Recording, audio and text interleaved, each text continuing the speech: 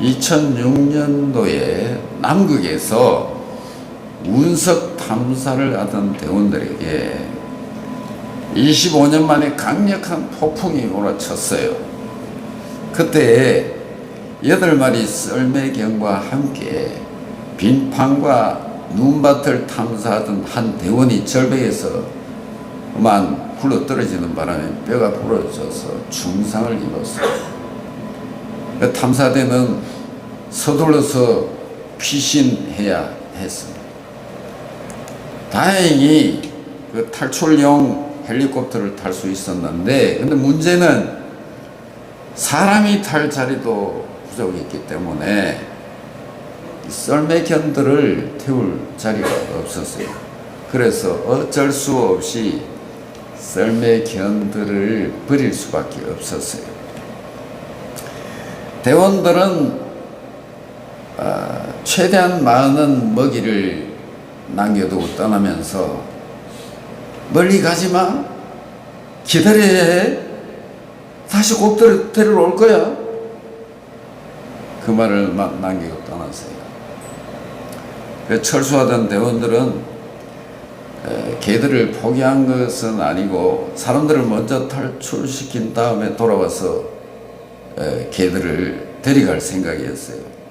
그런데 나빠진 기상 때문에 돌아갈 수가 없었어요. 이후에 대원들은 그 극한의 땅에서 생사 고락을 같이 했던 그 개들을 구하기 위해서 사비를 털어가지고 폭풍을 뚫고 지구를 반바퀴 돌아가지고 175일 만에 남극에 갔어요. 가면서 대원들은 이 엄청난 추위와 굶주림에 진짜 개들이 살았을까? 혹시 우리 가는 것이 무의미한 일이 아닐까? 그런데 도착해 보니까 반년이 지났는데 썰매견들이 그곳에 살아있었어요. 그 개들은 주변의 짐승을 사냥해 먹으면서 그곳을 떠나지 않고 다 지키고 있었다. 그 멀리서 눈밭을 가르면서 달려오는 개들을 끌어안고 대원들이 눈물을 흘렸단 말입니까? 썰매견들은 그 혹한에서도 그 주인의 약속을 믿고 자기들을 데리러 올 줄 믿고 기다렸던 거예요. 예수님이 참 이 땅에 오실 때 많은 사람들이 메시아의 강림을 고대했습니다. 당시 상황을 보면은 정치적으로 이스라엘은 로마의 지배하에 있었고, 경제적으로는 수탈당하면서 피폐할 대로 피폐해 있었습니다. 로마에 대해서 독립을 꾀하면서 반란을 일으키다가 참혹한 죽음을 당하기도 했고, 또 종교적으로는 바리새파, 사두개파, 에세네파 이렇게 여러 파당으로 갈라져 있었고, 민심은 흉흉하기만 했습니다. 그렇기 때문에 그때 사람들은 어느 때보다 메시아가 오셔서 이스라엘을 구원해 주셔야 된다, 그렇게 간절히 고대하고 있었습니다. 그런데 예수님이 실제로 그 땅에 오셨을 때 어떤 반응을 보였냐? 예수님을 메시아로 알고 영접했던 사람은 얼마 되지 않잖아요. 들에서 양을 치던 목자들, 또 동방에서 별을 보고 찾아온 박사들, 그리고 본문에 나오는 시므온과 안나 정도였어요. 오늘 본문에 나타난 그 시므온의 모습을 통해서 메시아를 기다리는 사람의 자세는 어때야 되는가, 그걸 본받고자 하는 것입니다. 첫째, 이 시므온은요, 성령의 계시를 통해서 메시아 오심을 확신했습니다. 오늘 26절 말씀에 보면은 26절 다 같이 읽겠습니다. 그가 주의 그리스도를 보기 전에는 죽지 아니하리라는 성령의 지시를 받았더니 어렵고 경건한 시므온은 그가 살아있을 때 그리스도를 만나게 될 것이라는 성령의 지시를 받았다, 그 말이에요. 시므온은 오랜 세월 메시아의 강림을 위해서 기도했습니다. 주님이 이 땅에 오셔야 됩니다. 기다립니다. 그러면서 의롭고 경건한 삶을 살았어요.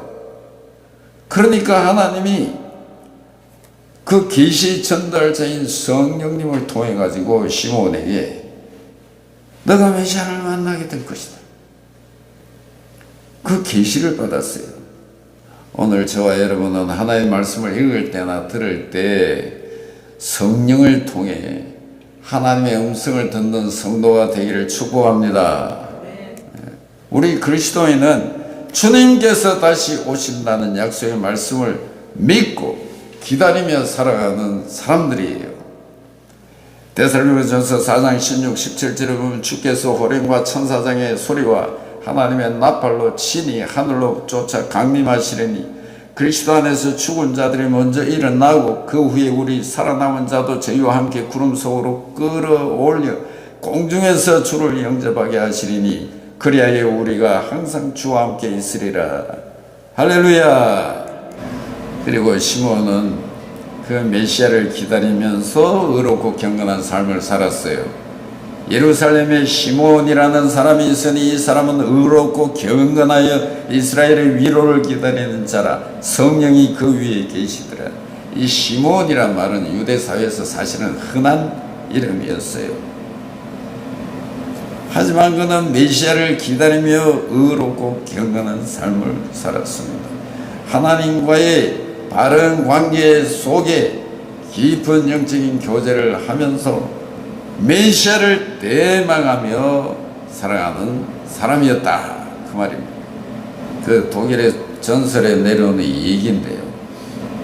바바리아에 루드비 공작이 있었는데 이 공작이 아주 사람들을 무시하고 괴롭혔기 때문에 사람들이 다 그를 싫어했어, 두려워했어. 그 어느 날 공작이 사냥 갔다가 숲속의 작은 예배당에 들어갔답니다. 그래 거기에서 이제 제단 앞에서 오랜만에 딱 기도를 하는데 갑자기 예배당 벽에 무슨 글씨가 나타나는 것이 보였어요. 순식간에 보였다가 사라지는 거예요. 저게 뭐지? 그러니까 3일인지 석 달인지 3년인지 아무튼 그 안에 무서운 심판이 있으리라 하는 내용이었어요.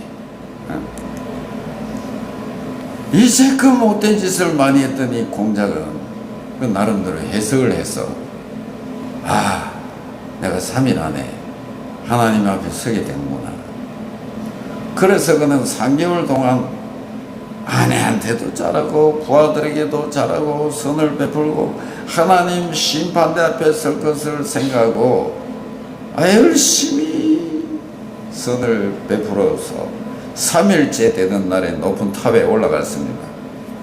심판대 앞에 이제 설 생각으로 그 탑에 딱 올라가 있는데 아무 일도 안 일어나는 거예요. 공작이 생각했어요. 3일이 아니라 석 달인데 내가 잘못 봤는구나. 그래서 내려와서 석 달 동안 가족과 백성들에게 최선을 다했어요. 근데 석 달이 지나도 안 죽는 거야. 그래 공작은 이제 확신을 가졌습니다. 3일이 아니고 석 달이 아니고 3년이었구나. 그래서 3년을 열심히 의롭고 경건하게 살았다, 그 말이에요. 그러던 어느 날 갑자기 나팔 소리가 나더니 독일 왕실에서 루드비 공작을 황제로 모시기 위해서 사절단이 온 거예요. 왜 그랬을까요? 3개월 3년을 하나님 심판대 앞에 설 것을 생각하고 의롭고 경건하게 살았더니 그 소문이 쫙 퍼졌어요. 공작이 독일 황제가 될 수 있었던 것은 선행 때문이었지만은 그 공작의 선행을 가능하게 한 것은 무엇이었을까요? 기다림이었습니다. 하나님의 심판을 기다린 것이 그의 삶을 바꾸어 놓은 거 아니겠습니까?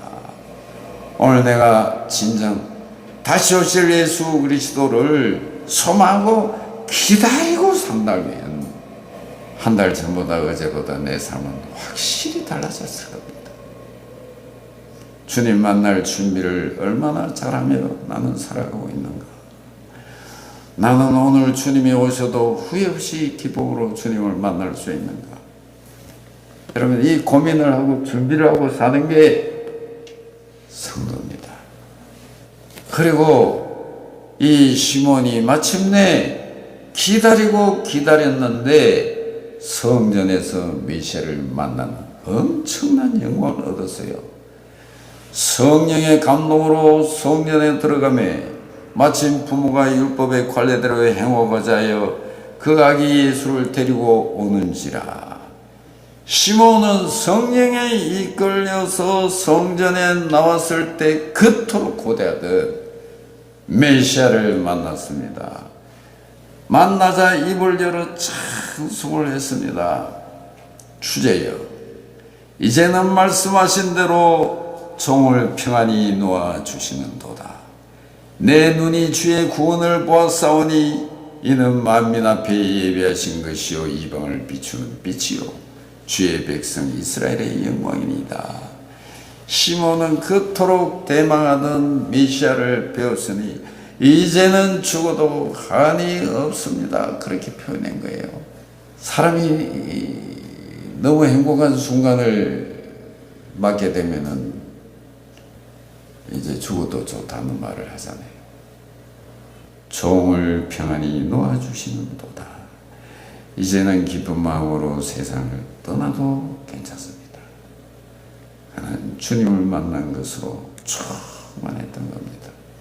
그토록 사모하며 기다렸던 메시아를 만난 최고의 행복에 젖어서 그 무엇과 바꿀 수 없는 지고의 행복으로 이대로 죽어도 좋다고 말한 겁니다.